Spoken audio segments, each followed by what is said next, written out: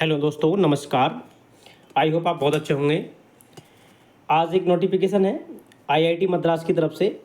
IIT Madras आपको पता ही है, एक वेल एस्टेब्लिश आईआईटी है जिसके पास इंडियन रेलवे के सबसे ज़्यादा प्रोजेक्ट चल रहे हैं एट प्रेजेंट। सबसे ज़्यादा फंडेड आईआईटीज़ में से एक आईआईटी है जिसके पास सबसे ज़्यादा सेंट्रल गवर्नमेंट की तरफ से फंड आता है।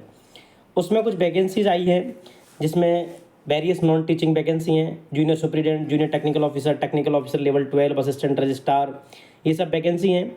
और इन वैकेंसीज़ को अपन विस्तार में डिटेल करने से पहले अगर आप चैनल पर नए हैं तो चैनल को सब्सक्राइब जरूर कर लें, क्योंकि ऐसी ही वैलिड इन्फॉर्मेशन आपको इस चैनल पर हमेशा मिलती रहेंगी। एज ए गवर्नमेंट एम्प्लॉय होने के नाते मैं आपको जेन्युइन इन्फॉर्मेशन देने की भरपूर कोशिश करता हूँ। वीडियो को पूरा देख लें। अगर आपको लगता है कि थोड़ा टाइम ज़्यादा ले रहे हैं सर, तो आप इसको 1.5 की स्पीड में देख सकते हैं।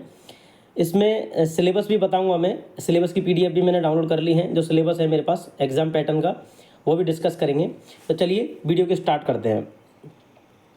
इसमें लाइब्रेरियन की पोस्ट है, लेकिन ये डेपुटेशन पे है, मतलब जो ऑलरेडी वर्किंग है उन्हीं के लिए है। ये लेवल 12 की वैकेंसी है, ये भी डायरेक्ट भर्ती है। रिक्रूटमेंट डिप्टी रजिस्ट्रार, इन सब में एक्सपीरियंस मांगेगा। टेक्निकल ऑफिसर जो कि क्लास 1 ऑफिसर होता है अगर आप किसी पब्लिक सर्विस कमीशन के थ्रू अपॉइंट होते हैं तो। असिस्टेंट रजिस्ट्रार ये लेवल 10 की पोस्ट है। इसमें मास्टर डिग्री मांगते हैं मोस्ट ऑफ द इंस्टीट्यूट, और कई में एक्सपीरियंस भी मांग लेते हैं। जेटीएस और जूनियर सुपरिटेंडेंट। जेटीएस हमारे मित्र आईआईटी बॉम्बे में लगे हुए हैं। Junior technical superintendent that is equivalent to JE in SSC और railway. Junior superintendent that is equal to ASO in SSC CGL, but यहाँ पे थोड़ा एक ग्रेड पे इसका लेवल 6 कर रखा है इन्होंने। बाकी लेवल 7 के इक्वलेंट ही होता है, इसको यहाँ पे जूनियर सुपरिटेंडेंट बोलते हैं। और सुपरिटेंडेंट की वैकेंसी भी कई जगह आती हैं, वो भी लेवल 6 की होती हैं। जूनियर असिस्टेंट, ये आईआईटीज़, एनआईटीज़, एम्स वगैरह में जूनियर असिस्टेंट के नाम से वैकेंसी आती है।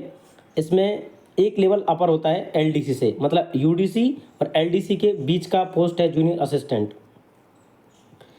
चलिए, तो फॉर्म को भरने की जो तिथि है वो 19 अप्रैल 2025 से चालू हो जाएगी, और 19 मई 2025 लास्ट डेट है। आप जो भी चीज़ें क्लेम करेंगे that is caste certificate, education qualification, वो सब इस एग्ज़ाम की इस 19 तारीख से पहले पहले आपके पास आ जानी चाहिए। ईडब्ल्यूएस है तो आपका नया वाला ईडब्ल्यूएस आप बनवा लें। पुराने वाले ईडब्ल्यूएस से आप फॉर्म भर सकते हैं, कोई दिक्कत नहीं है। लेकिन जब आपका सिलेक्शन होता है तो आपको इस साल का भी ईडब्ल्यूएस सबमिट कराना होगा कि मैं जब फॉर्म आया था तब भी मैं ईडब्ल्यूएस कैटेगरी से ही बिलोंग करता था। इसमें नीचे एजुकेशन क्वालिफिकेशन दे रखी हैं, वो भी मैं आपको बता देता हूँ।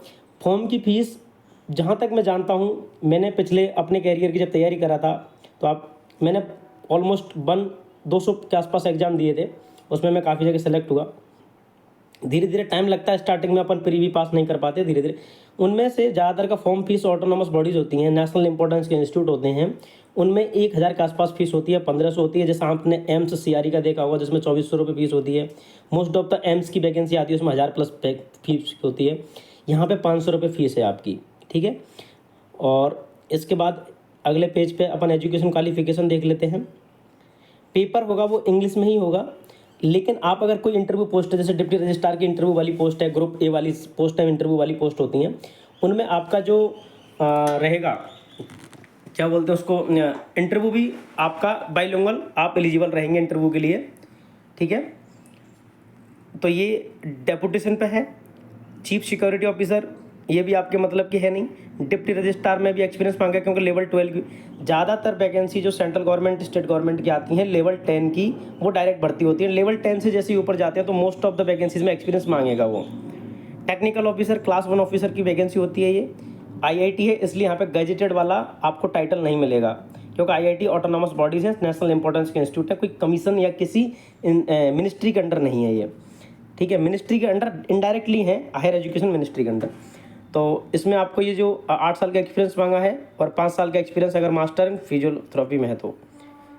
असिस्टेंट रजिस्ट्रार मास्टर डिग्री चाहिए, कोई एक्सपीरियंस नहीं चाहिए, बस डिज़ायरेबल में है वो एक्सपीरियंस 8 साल वाला। जेटीएस की पोस्ट है, आपको बैचलर डिग्री चाहिए बायोटेक्नोलॉजी में। उसके बाद जूनियर सुपरिटेंडेंट है, बैचलर डिग्री चाहिए आपको, आर्ट्स साइंस ह्यूमैनिटीज, इसमें बीटेक वाले कैंडिडेट भर सकते हैं फॉर्म। 6 साल का आपको एक्सपीरियंस ज़रूरत है। इसके बाद नेक्स्ट वैकेंसी है जूनियर असिस्टेंट, जो कि अपने ज़्यादातर काम की वैकेंसी है, जिसमें मैक्सिमम स्टूडेंट भरेंगे जो एसएससी, रेलवे, डीएसएसबी की तैयारी करते हैं। बैचलर डिग्री चाहिए और टाइपिंग बाद में इसमें होगी। ये नोटिफिकेशन आपका यहाँ पे कंप्लीट होता है। इसके बाद अपन चलते हैं इसके सिलेबस पर। तो मोस्ट ऑफ द स्टूडेंट अब जूनियर असिस्टेंट के पोस्ट पे एलिजिबल हैं, तो आपको वही मैथ, रीजनिंग और जीके वगैरह आएगा।